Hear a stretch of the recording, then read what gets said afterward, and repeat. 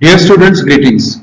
In the last lecture, we had already discussed with the few concepts such as the configuration. So in that configuration also, what I had explained you that these are the fixed relative positioning of the atoms in the molecule. So fixed relative spatial arrangement of atoms in the molecule, we call it as a configuration. In that configuration, we had two types of nomenclature.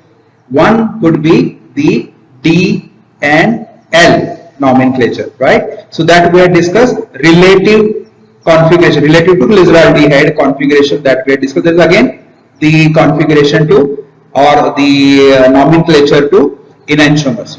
Now, however, in the next type of the nomenclature, we had also discussed about the CIP sequence rule and RS configurations or RS nomenclature of enantiomer we had discussed. So all that rules were there in the previous lectures. You can go through it, and once you go through it, now I will give you few of the examples of RS nomenclature.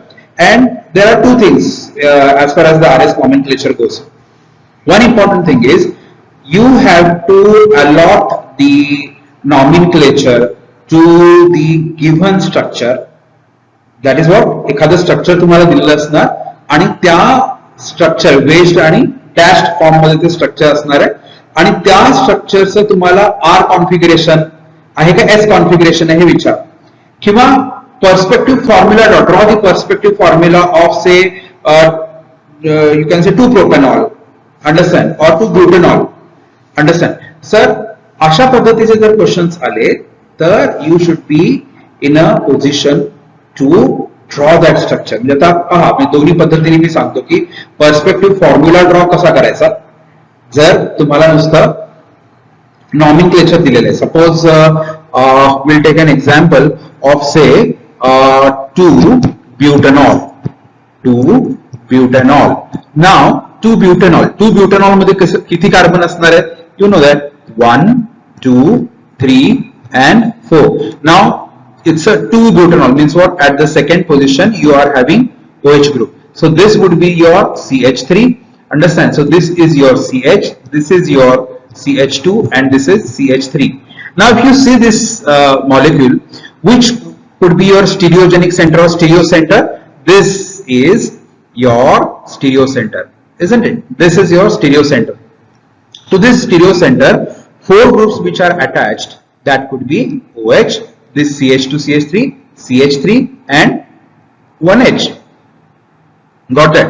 Now if I ask you to draw the R configuration of 2 butanol or S configuration of 2 butanol, means what? See, like the question is like this, that is draw R and S configuration of 2 butanol.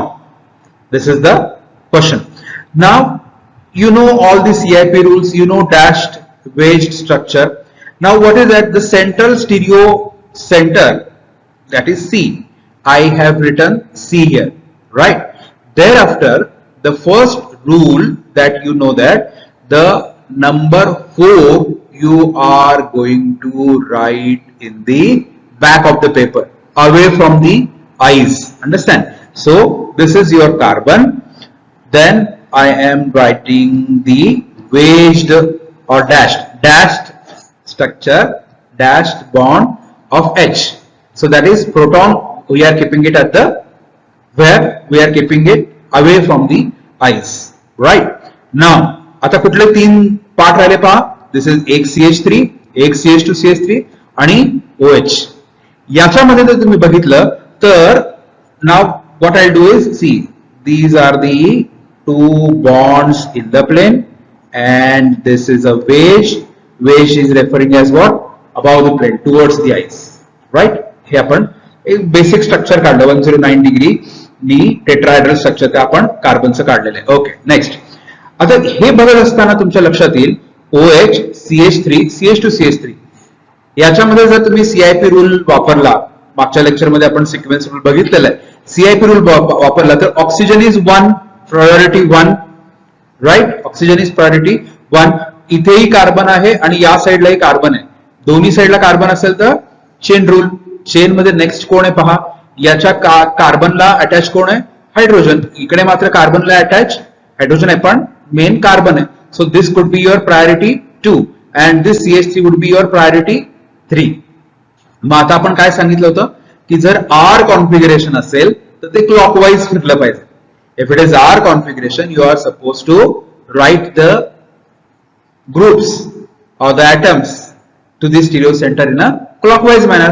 एक नंबरला OH आहे. So I'll put here OH. Okay. Next. Second नंबरला कोण आहे? Second नंबरला आहे CH2 CH3. आता आपल्याला कसं जायचंय? We have to go clockwise. का? आपण स्ट्रक्चर कुठला ड्रॉ करतोय? R कॉन्फिगरेशन ड्रॉ करतोय. लक्षात येते का? We are drawing R configuration. If we are drawing R configuration, लक्षात येते? तर त्या कंडिशन मध्ये आपल्याला काय करावं लागणार आहे? R configuration ड्रॉ करत असताना क्लॉकवाइज लिहावं लागणार आहे. OH, then here I'm going to write CH2 CH3 and the third one is here CH3. So this is your R2 butanol. Understand? So this is what your structure is. Now similarly, if I want to write the another one, that is what? The S configuration. Central C as it is, 2 bonds in the plane. This is the below the plane, proton I'm keeping it as it is, and this is the wedge conformation, right? Wedge. Now, here what we are supposed to write? We are supposed to write the groups in anti-clockwise direction. का? आपल्याला S configuration काढायचं. आपल्याला S configuration काढायचं. मग आता काय होणार आहे? समजा इथे मी लिहिलं OH. Understand? इथे जर आपण OH लिहिलं. So second would be CH2 CH3. So this is CH2 CH3 and here CH3. Now how it is moving? It is moving in the anti-clockwise direction. So this is the S2 butanol. This structure would be S2 butanol. So I think you have understood the how you are going to write the perspective formula for the given molecule or to the given nomenclature. Understand? Say I'll give you another example. So suppose same thing. Suppose if I am writing 2-chlorobutane. आता 2-chlorobutane चा तुम्हाला perspective formula काढायचा आहे. R configuration काढायचं आणि S configuration काढायचं. कसं करणार? 2-chlorobutane ड्रॉ करा. चला 1 carbon 2 3 4. This is CH3 CH CH2 CH3. दोन पोझिशनला काय आहे? क्लोरीन. इथे मी क्लोरीन ऍड केलं. ठीक आहे. आता याच्यामध्ये नॉमिनक्लेट करा. 4 नंबरला कोण आहे? प्रोटॉन. 4 नंबर दिला मी. यानंतर 1 नंबरला कोण आहे? Chlorine 17. atomic number 17. So chlorine 1. Now this carbon is position 2. This carbon is the priority 3. आता तुम्हाला प्रायोरिटीज माहिती झाल्या. 1 ला कोण आहे? 4 कोण आहे? सेकंड कोण आहे आणि थर्ड कोण? चला ड्रॉ करायला आपण सुरुवात करूया. ड्रॉ करताना काय करणार? सेंटरला carbon. Understand? Okay. 2 bond plane मध्ये, 1 बॉन्ड वेज्ड आणि 1 बॉन्ड तुमचा डॅश. डॅशचं तिथे कोण असणार आहे? प्रोटॉन आपण ठेवणार. ठीक आहे. सेम स्ट्रक्चर मी इथेही काढून घेतो. ठीक आहे. So this is it. Understand? आता हे आल्यानंतर आपल्याला काय करायचंय? सपोज मी हे कॉन्फिगरेशन R म्हणणार आहे, हे कॉन्फिगरेशन S म्हणणार आहे. R2 क्लोरोब्युटेन काढायचं म्हणजे काय करावं लागणार आपल्याला? क्लॉकवाईज काढायचं. ठीक आहे. क्लॉकवाईज काढायचं म्हटल्यानंतर 1 नंबर प्रायोरिटी कोण आहे? क्लोरीन. लिहिले मी इथे. 2 नंबर प्रायोरिटी कोण आहे? CH2 CH3. So I put here CH2 CH3. 3 number priority कोण आहे? CH3. आहे का ते क्लॉकवाईज डिरेक्शन मध्ये? आहेत.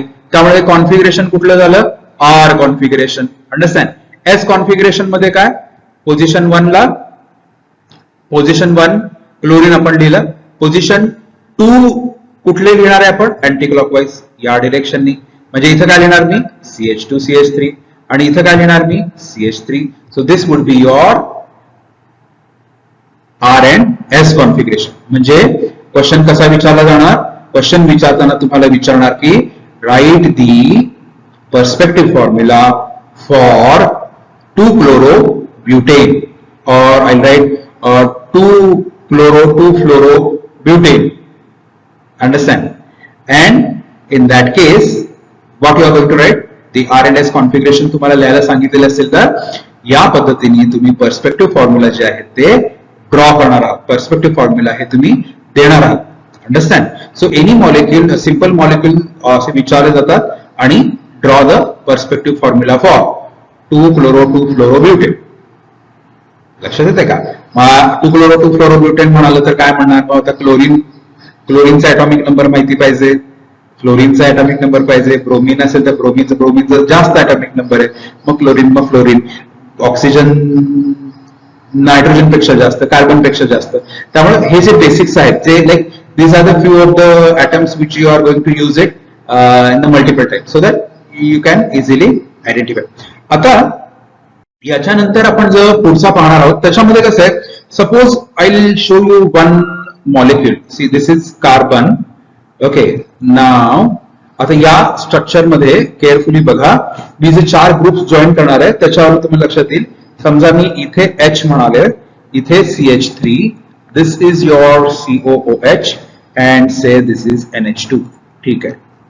ओके, एक मॉलिक्यूल मी घेतला, याच्यामध्ये अशा पद्धतीने स्ट्रक्चर आहे. आता या स्ट्रक्चर मध्ये तुमच्या एक लक्षात येईल की पहिल्यांदा आपण काय बघतो, प्रायोरिटी 4. प्रायोरिटी 1 ला काय बघणार आहे, प्रायोरिटी 4 कोण? मला काय म्हणायचं, प्रायोरिटी 4 का महत्वाचं आहे? कारण लिस्ट प्रायोरिटी असला तरी तो प्रायोरिटी नंबर जो आहे तो आपल्याला काही करून काय करायचंय, स्ट्रक्चरच्या बाबतीमध्ये प्लेनच्या बाहेर टाकायचं, प्लेनच्या मागे टाकायचं, प्लेनच्या पासून डॅश करायचं, अवे फ्रॉम द आईज करायचं. राईट?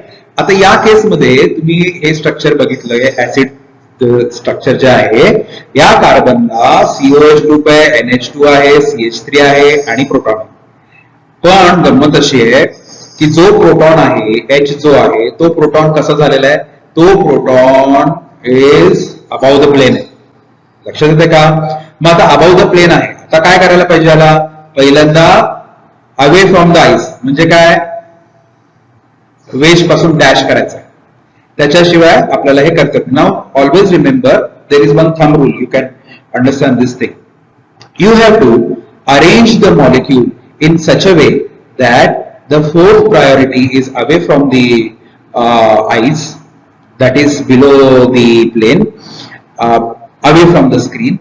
तर त्या कंडिशन मध्ये काय करायचं, if two interchange of two groups are made, then it will give the same configuration as that of the first. काय म्हटलं मी, if the two interchange of two groups are made, then the resultant molecule will be the same as that of the initial molecule in perspective of configuration.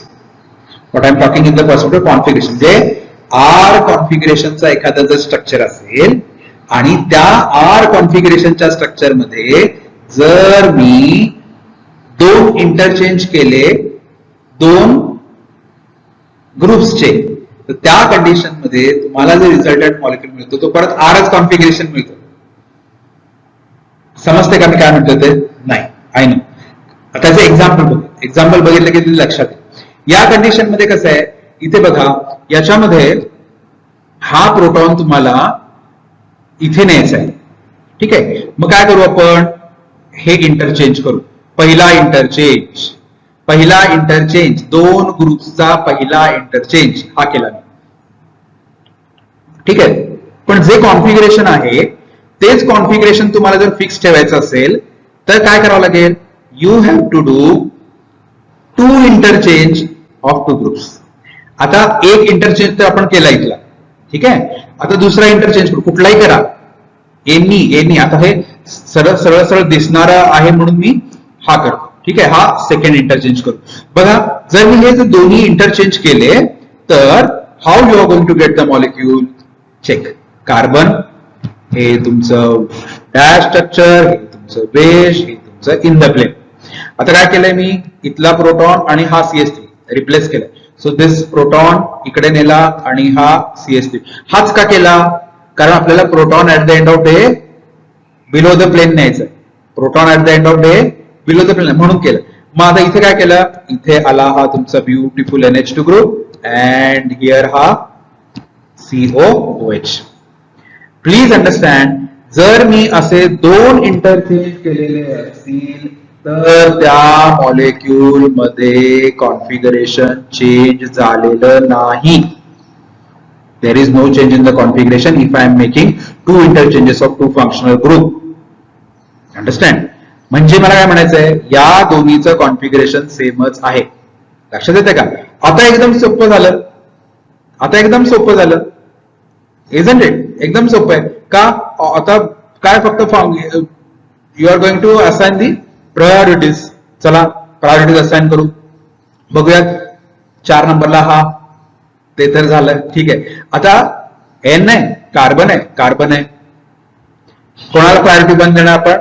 Nitrogen 7 नंबरचा atomic number, म्हणून नायट्रोजनला 1. इथेही carbon आहे, इथे carbon आहे, पण हा carbon ऑक्सिजनला attach झालाय. लक्षात येते तुमच्या? म्हणून याला आली प्रायोरिटी 2 आणि याला आली priority 3.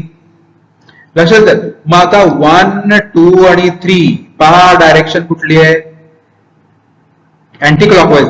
If there is a anti-clockwise direction of the priorities assigned, then the molecule could be your S configuration. समजले का हे? This is very important. पहिला क्वेश्चन आपण कसा बघितला होता? पहिल्या क्वेश्चन मध्ये आपण बघत होतो की write the perspective formulas, write the R and S configuration or the perspective formulas of given compound. 2-chlorobutane, 2-chlorobromo, 2-bromobutane. काही जे काही तुमचं स्ट्रक्चर असणार आहे ते नाव दिले आणि त्याच्यावरनं तुम्हाला RNS कॉन्फिगरेशन काढायचं. आता हे सेकंड जे पद्धत आहे क्वेश्चन विचारण्याची, अल्टिमेटली आपल्याला आन्सर द्यायचं क्वेश्चनचा. सेकंड जो क्वेश्चन आहे, या क्वेश्चन मध्ये कसं आहे की स्ट्रक्चर दिलंय, वेज्ड आणि डॅश स्ट्रक्चर तुम्हाला दिलेलं आहे आणि हे स्ट्रक्चर दिलेलं असताना you are going to find out की या पर्टिक्युलर स्ट्रक्चर मध्ये हा आर कॉन्फिगरेशन आहे का एस कॉन्फिगरेशन आहे.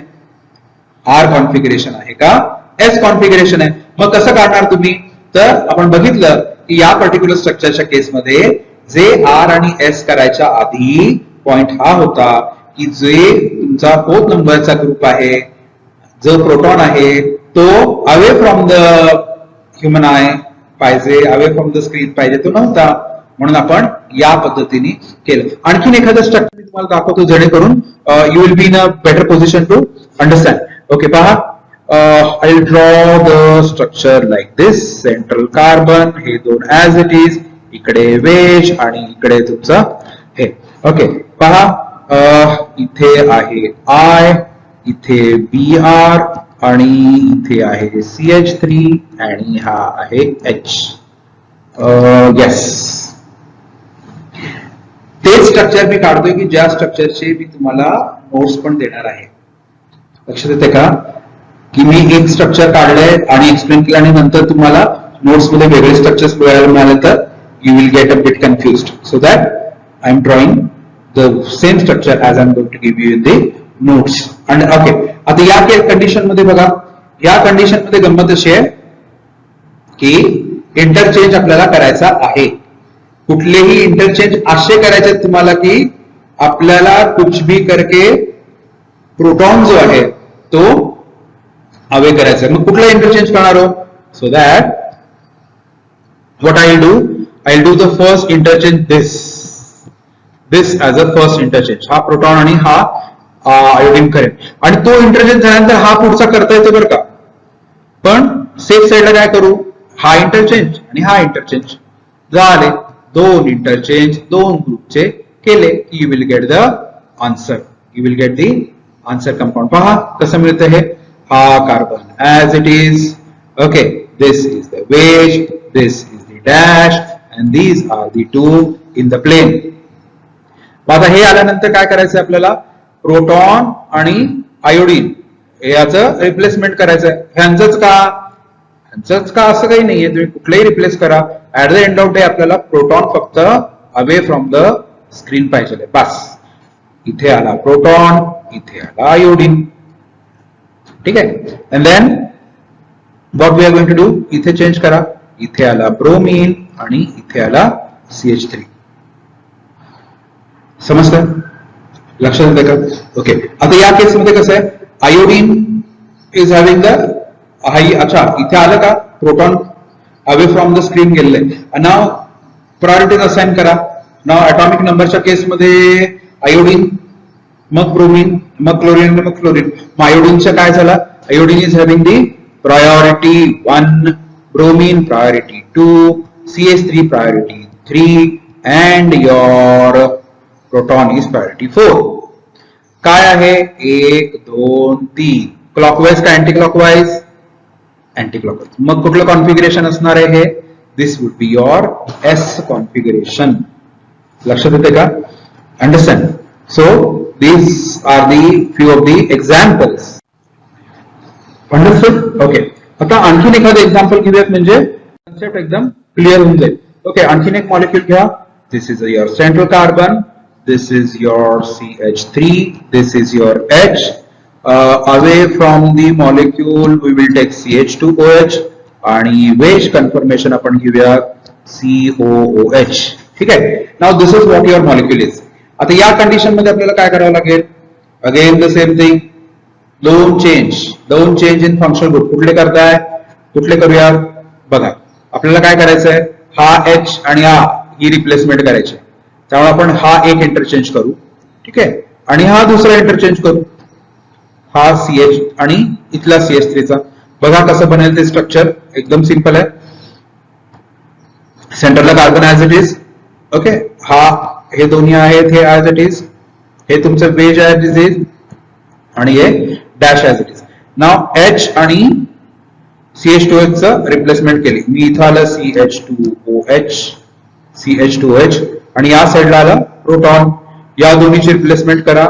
This is your COOH and this is your CH3. ठीक आहे. मग आता या कंडिशन मध्ये प्रायोरिटी नंबर 4 कोण आहे? This is your priority number 4. This is fix. Understand? आता बाकीच्या प्रायोरिटी ठरवायच्या. हाही कार्बन आहे, हाही कार्बन आहे, हाही कार्बन आहे. सो जो कार्बनला you are having the oxygen attach, दोन C डबल बॉन्ड O आहे ना. हा C डबल बॉन्ड O म्हणजे काय? C डबल बॉन्ड O म्हणजे काय? C attach to 2 oxygen. इथे मात्र कसं आहे? CH2H, C attach to single oxygen. त्यामुळे प्रायोरिटी कोणाला जाणार आहे? 1 नंबरची याला प्रायोरिटी जाईल, याला 2 नंबरची आणि ऑफकोर्स याला 3 नंबरची. ठीक आहे. ठीक आहे. आता हा आणि हे स्ट्रक्चर इक्विव्हॅलंट आपण म्हटलेलं होतं. आता या कंडिशन मध्ये बघा 1, 2, 3, 1, 2, 3. काय झालंय स्ट्रक्चर? S configuration. ह्याची एक्झॅक्ट तुम्ही जर मिरर इमेज काढली तर that would be your R structure. Always remember this thing. म्हणजे सपोज मला याच जर R स्ट्रक्चर काढायचं असेल ते कसं असणार आहे? पहा, COH या ठिकाणी असणार आहे, C असंच असणार आहे. This is away from proton असाच असणार आहे. हा वेज स्ट्रक्चर या ठिकाणी येईल CH3 आणि हा जो आहे तो इकडे येईल. बरोबर आहे ना. आणि हा तुमचा COH. बघा, याला 1 प्रायोरिटी आली, याला 2 प्रायोरिटी आली, 3 प्रायोरिटी आली. बरोबर असं क्लॉकवाइज फिरला की आज झाला R कॉन्फिगरेशन. लक्षात येते का? आता गंमत अशी आहे की so this is what how you are going to assign the R configuration आणि S कॉन्फिगरेशन. तर काही कधी कधी कसं असतं? कॉम्प्लिकेटेड स्ट्रक्चर्स असतात, सायक्लिक स्ट्रक्चर असतात. हे इतके इझी स्ट्रक्चर्स कधी कधी नसणार आहे. त्या केसमध्ये तुम्हाला ते आयडेंटिफाय करावं लागणार आहे की पर्टिक्युलर मॉलिक्यूल जो आहे तो R आहे कॉन्फिगरेशन का S कॉन्फिगरेशन. आता आपण काय बघूया की हे आपल्याला लक्षात आलं की जर तुम्हाला स्ट्रक्चर जे आहे ते बेन्झीन वगैरे असेल त्या कंडिशन मध्ये मी तुम्हाला थंब रूल वापरा असं सांगितलं. If you are using this thumb rule it is very easily you can find it out की ते आपण मॉलिक्यूल जो आहे तो R आहे का S आहे हे आपण आयडेंटिफाय केलं. आता प्लेन फिस्चर प्रोजेक्शन जरी दिलेलं असलं तरी त्या फिस्चर प्रोजेक्शन पासून तुम्हाला इझिली कसं आयडेंटिफाय करायचंय की तो मॉलिक्यूल R कॉन्फिगरेशनचा आहे का S कॉन्फिगरेशनचा. सिंपल आहे. पहा, I will draw few of the molecule so that you will be in a better position to understand it. समजा से इथे आहे COOH, इथे आहे CH3, इथे आहे NH2 आणि H. आता ही कंडिशन आहे. या कंडिशन मध्ये तुमच्या एक लक्षात येईल की प्रायोरिटी जर आपण दिल्या, प्रायोरिटी RAKS नंतर बघू, पहिल्यांदा फक्त प्रायोरिटाइज करूया. प्रायोरिटी जर दिल्या तर here is nitrogen, here is carbon. So nitrogen will acquire position 1. This carbon is attached to oxygen, double bond आहे, 2 ऑक्सिजन अटॅच, म्हणजे त्या कंडिशन मध्ये दिस इज प्रायोरिटी 2 आणि हे आहे 3 आणि 4. ठीक आहे. या बाबतीमध्ये असं लक्षात घ्यायचं, जर मॉलिक्यूल फिस्चर प्रोजेक्शन मध्ये असेल, if the molecule is in the Fischer projection, in that case if priority number 4 is on the horizontal line, जर horizontal line ला असेल तर जी प्रायोरिटी तुम्हाला आत्ता स्क्रीनवर दिसते त्याच्या अपोजिट प्रायोरिटी द्यायची. मला काय म्हणायचंय, 1 2 3 1 2 3 कसं आहे बघा, this is clockwise direction. 1 2 3 this is clockwise direction, म्हणजे हे क्लॉकवाइज डिरेक्शन मध्ये आहे. 1 2 3 चं क्लॉकवाइज डिरेक्शन. पण मी जसं म्हणालो की priority number 4 is on the horizontal line, त्यामुळं ऍक्च्युली हे असायला पाहिजे R, क्लॉकवाइज असल्यामुळं, पण the correct configuration is S. It's a रिव्हर्स्ड one, it's the reverse one, आणि त्याच्यामुळं आपण म्हणणार आहे की it is the configuration S. Okay. आणखीन एखादं स्ट्रक्चर बघा, I will give you from here only COOH, CH3, NH2H. आता हे एक्झॅक्टली तुम्हाला इथूनच दिसेल, मिरर इमेज आहे, non super imposable mirror image. पण ठीक आहे, तरी सुद्धा या केस मध्ये कसं होणार तुमचं, priority 1 is this, this is priority 2, this is priority 3. 1 2 3